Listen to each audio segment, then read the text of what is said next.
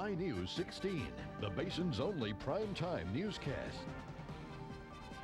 Good evening, everyone. I'm Sarah Strackhouse. Topping local headlines, Midland officials tell CBS 7 and My News 16 that one person was shot dead after a heated argument last night at a house party in Midland. This is 20-year-old Pete Velez Jr. He is charged with the murder of 20-year-old Cameron Massey. Police say it happened in the 4300 block of Parkdale just before 9:30 last night. Midland officials say a fight started inside the home and ended in the front lawn where Massey was shot with a shotgun. Stay tuned to CBS 7 and My News 16 for the latest details. A teenage girl is accused of hitting an Odessa police officer with a stolen vehicle. According to OPD officer Juan Ramos was responding to a report of a stolen vehicle at the Sagebrush Apartments. When he got to the scene, the 16-year-old rammed into the officer, running over his arm and foot. The girl drove off but was later caught and charged with aggravated assault on a public servant. Veterans in the Permian Basin can no longer go to West Texas VA Hospital for inpatient care now that the service is officially closed. With veterans having to go somewhere else, one local mayor says it is an attack on his town. CBS 7 and My News 16's Andrew Bovin explains how he won't go down without a fight. Right, he says by urgent care closing down at 5 p.m., it's limiting access to health care for veterans. It seems like that every time we turn around, they're taking one more service away. Mike Tarpley says the VA's urgent care should operate like any other hospital and keep their doors open all hours. Between 8 and 4:30 is not when people come in for health care, urgent health care. It's after that time. He is designated as 140% disabled, so all his medical expenses are covered by the VA. However, other vets don't have the same guarantee if they use local hospitals. So that means the taxpayers in those communities will be picking it up when a veteran doesn't have money to pay his bill. VA officials told me their hours are based on statistics. The bulk of veterans use the service from 8 a.m. to 5 p.m. Numbers Tarpley says don't reflect the problem. We get sick 24 hours a day, 7 days a week. We don't get sick from 8 to 4:30. VA officials would not speak on camera but said they will issue a press release soon. Reporting in Big Spring, Andrew Bovin, CBS 7 News. More plans for a memorial honoring veterans killed in a last year's train crash in Midland are being revealed. The monument will stand in the plaza located in front of the Midland County Annex. It will be lined with plaques for each veteran killed in the accident, as well as ones for other local veterans killed overseas. The site will be open to anyone who wants to come and pay their respects. Gather, quiet place of meditation, a proper place for acknowledgement, and open to all. Unlike Washington, D.C., this won't ever close to the public. The county is donating the land, and Hunt for Heroes will raise the money needed to build the monument. A dedication ceremony will be held on Thursday. A new insurance scam is in the works using apps meant for law enforcement. Applications such as iCrime or iLogger can help law enforcement cut down on paperwork in the field. When it comes to paperwork, Martin County Sheriff Woodward says it's helpful when he can do everything remotely. Stanton Chief of Police Fred Schroyer agrees that paperwork is time-consuming. For every 15 minutes in the field taking a call, we probably do an hour to an hour and a half worth of paperwork for that call. Insurance officials say with apps like these, people can file false police reports since anyone can download them. Then people can file false insurance claims. Insurance agencies should always check in incident number with local law enforcement to avoid fraud. A common scam continues to target those living in the Permian Basin. Officer Steve LaSwear with OPD says they have received a number of complaints in regards to a rental scam that's been occurring for over a year now. Scammers who tend to be from out of the country go on different real estate apps and steal pictures of homes that are or were for sale and re-advertise them for a much lesser price. They then have the potential buyers wire them around $2,000 for a down payment and explain to them they can't show them the house because they're on a mission trip in Africa. The problem is that local police officers cannot do much about this problem.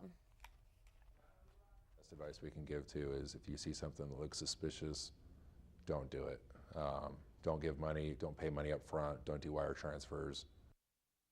LaSwear says because oftentimes these scammers use untraceable phones, it it makes it nearly impossible to track them down or to prosecute them. Last night, we brought you a story about thousands of women complaining about negative side effects caused by Essure, a permanent birth control procedure. Since Essure first hit the markets back in 2002, the FDA has had over 900 complaints set in. FDA took it upon themselves to do a review in regards to these symptoms. The end results showed that symptoms such as fatigue, depression, and weight gain are not caused by Essure. When we come back, we'll have a complete look at your forecast next on My News 16, News First at 9. You're watching. Welcome back. With your eye on Texas, 2 people are dead after a private plane crashed into a hangar at a small Houston area airport. The crash happened after 7 o'clock last night in the town of Spring. The pilot was returning the plane to the runway when it appears to have clipped one hangar before crashing into another. The 2 victims were not immediately identified. Officials at the Dallas Zoo say they can't explain how a lion in an exhibit was killed by another in full view of families visiting on the weekend. The 5-year-old female lion was bitten on the neck by one of the male lions yesterday afternoon. Witnesses at first didn't know what to make of it. You just stand there and can't believe what's happening. You know, are they playing? Are they killing each other? Officials say 5 lions are typically in the exhibit and never seem to endanger each other.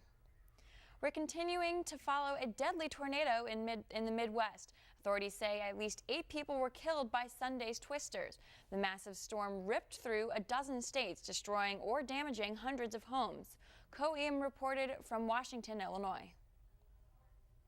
From the sky, you can see the massive path of destruction the twister carved in Washington, Illinois. Several driveways now lead to empty foundations where large suburban homes used to stand.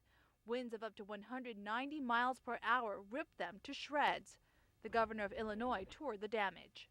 Our mission now is to recover, and we will recover. We will prevail. Illinois is one of the 12 states twisters ripped through on Sunday. In Kokomo, Indiana, a tornado flipped this car upside down. In Jerry, Ohio, people are picking through what remains of their homes.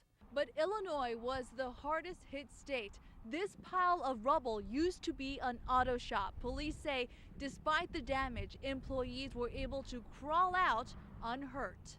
Go, go, go, go, go, go! The storms left hundreds in the Midwest homeless. John Dempsey and his wife are now living in a shelter after losing their home of 44 years.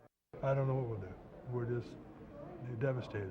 We have no clue what we're going to do. The National Weather Service is surveying the damage to see how strong the tornadoes were. Preliminary estimates classify the one in Washington as an EF4, the second most powerful. Co-EM for CBS News, Washington, Illinois. Crews continue to search the wreckage to see if there are any more victims. Straight ahead, a look at the top sports stories making headlines today. You're watching My News 16, News First at 9. Twitter and Facebook. Rogers Ford Lincoln Mercury, the best reason of all.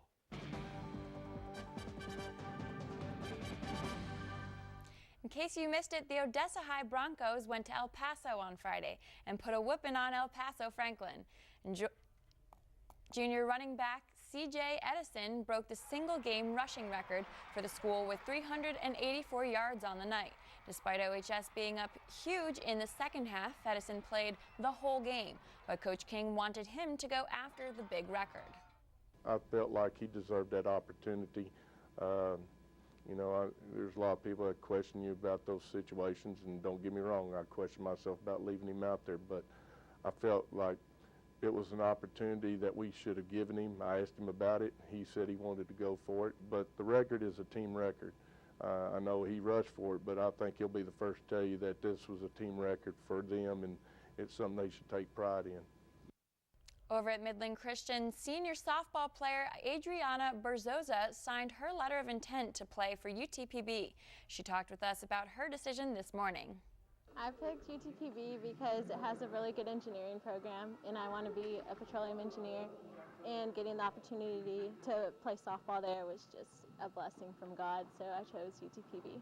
The coaches are awesome. They're super nice, and I just love their style of coaching. They make it fun, and I like to have fun in the game, so I'm glad that they're my coaches. Over in Dallas, Des Bryant and the Cowboys have been working hard to free up their top receiver. At practice today, Bryant was working on recognizing and beating double coverage. Something else that'll help, the return of Miles Austin this week from that hamstring injury. Tempers are starting to flare in Houston as the frustration is mounting for the Texans. Houston dropped its 8th game in a row this week, and at the end, wideout Andre Johnson finally showed some anger. He and Matt Schaub had some words in the final seconds on the sideline, resulting in Johnson leaving before time expired. We'll be right back. Let's take a final look at your forecast for the next couple days. Yeah, the weather word over the next few days is going to be changed. Let's take a look here. Now, first, very warm, 77 by Wednesday, 73 on Thursday. Then the bottom falls out, and we'll be down to a daytime high of 36 on Saturday. So interesting weather coming, and when a weather person says interesting, watch out. But if you like it warm, Wednesday, Thursday, that's going to be good. If you like more wintry, that's coming on the weekend. All right, so bundle up for the weekend. That's all we have for you tonight. We'll see you back here tomorrow. Have a great night.